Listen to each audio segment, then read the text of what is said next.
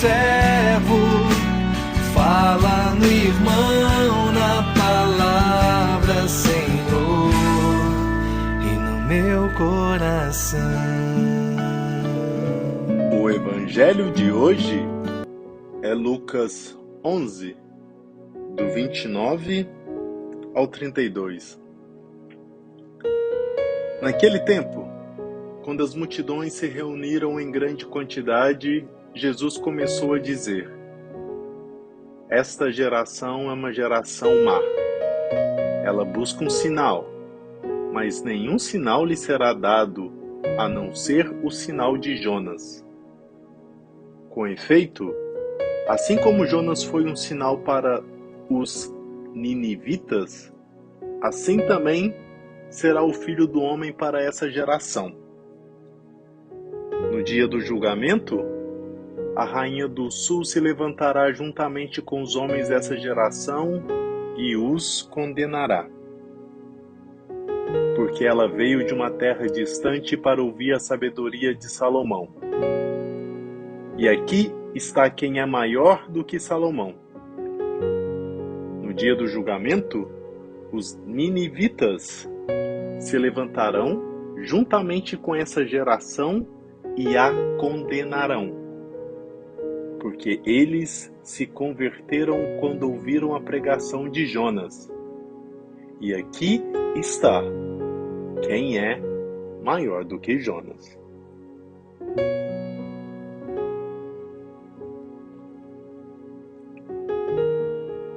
A palavra de Deus é o grande sinal para nós.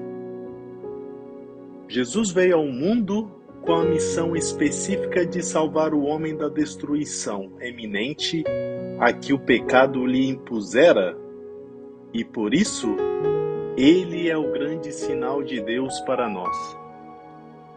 Sua palavra é a garantia de que viemos de Deus e para ele voltaremos. No entanto, assim como aquela geração que conviveu com Jesus, nós ainda não nos conscientizamos dessa verdade e, às vezes, pedimos a Ele próprio sinais para acreditar na Sua palavra. Jesus é a palavra de Deus que se fez carne e veio até nós para nos direcionar e nos ensinar a assumir a vida da graça que nos foi prometida quando perdemos a nossa identidade com aquele que nos criou. No entanto, pela nossa incredulidade, estamos continuamente perdendo a grande chance de nos apossar das bênçãos que nos foram preparadas. A descrença é, portanto, uma grande arma usada pelo inimigo para enfraquecer a nossa fé em Jesus Cristo. Por isso, mesmo vivemos pedindo provas e querendo ver sinais, algumas vezes, sem nem mesmo orar, abrimos aleatoriamente a sua palavra e tentamos encontrar sinais de acordo com as nossas suposições e interesses. Os ninivitas simplesmente se arrependeram e se converteram com a pregação de Jonas.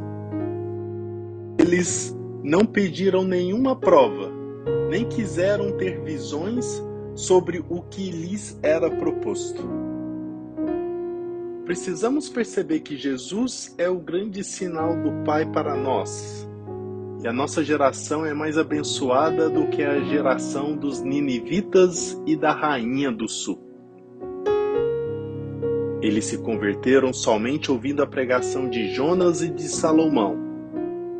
Nós, porém, somos privilegiados, porque o próprio Jesus, isto é, a própria salvação, veio a nós como mestre e redentor, e a sua palavra é a garantia que temos de que o Pai nos perdoa e nos acolhe com amor e misericórdia, apesar das nossas infrações. As perguntas de hoje são: Você costuma pedir sinais a Deus para suas inquietações? O que significa para você o sinal da cruz? A palavra de Deus lhe basta para que você volte atrás e se arrepende e tenha vida nova? Você sabe que foi assinalado com o selo do Espírito Santo de Deus?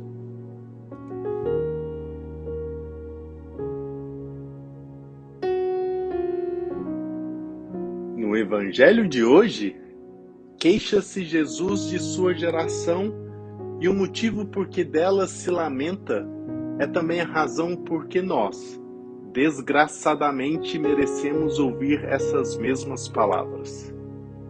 Essa geração é uma geração perversa, porque, como os judeus daquele tempo, também nós buscamos um sinal que nos dê o conforto de acreditar sem fé, de confiar sem confiança, de amar sem compromisso. Mas se Jesus realizava tantos milagres, como lemos em todo o Evangelho, como podem os judeus vir pedir-lhe hoje que lhes dê um sinal? Não eram já suficientes os que tinham visto? E se eram tantos e tão evidentes, a ponto de muitos se converterem, por que muitos outros permaneciam incrédulos? Porque a fé, ainda que conte com a garantia de milagres numerosos, exige por sua própria definição que o homem dê a Deus um voto de confiança e se lhe entregue livremente. E é por isso que milagre algum, por melhor argumento que seja, pode forçar a inteligência humana a sentir a revelação divina. Deus nos fez livres, e é livremente que Ele quer ser criado e amado por nós. Além disso, sequer faria sentido exigir um sinal que nos eximisse da responsabilidade de crer, pois, como o nome mesmo o indica, todo sinal aponta para algo distinto de si e é, por consequência, apenas uma garantia, embora seguríssima, de uma verdade que ainda não vimos, de um bem que ainda não recebemos.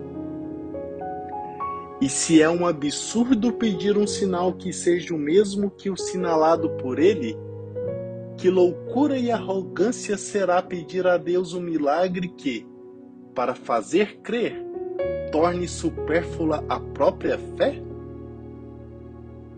Que Ele, iluminando-nos a inteligência, nos faça ver que estão à nossa disposição muitos admiráveis e luminosos argumentos pelos quais a razão humana deve estar perfeitamente convencida de que a religião de Cristo é divina e de que cada princípio dos nossos dogmas tomou raiz do alto, do Senhor dos céus. Portanto, não existe nada de mais certo, de mais seguro, de mais santo que a nossa fé, que se funde sobre os mais firmes princípios, mas nos dê também a graça, movendo-nos à vontade de abraçarmos essa mesma fé católica e apostólica, tendo por certo que tudo quanto ela nos propõe para crer e fazer foi transmitido por Deus, que não se engana nem engana ninguém. Que Deus te abençoe. Bom dia.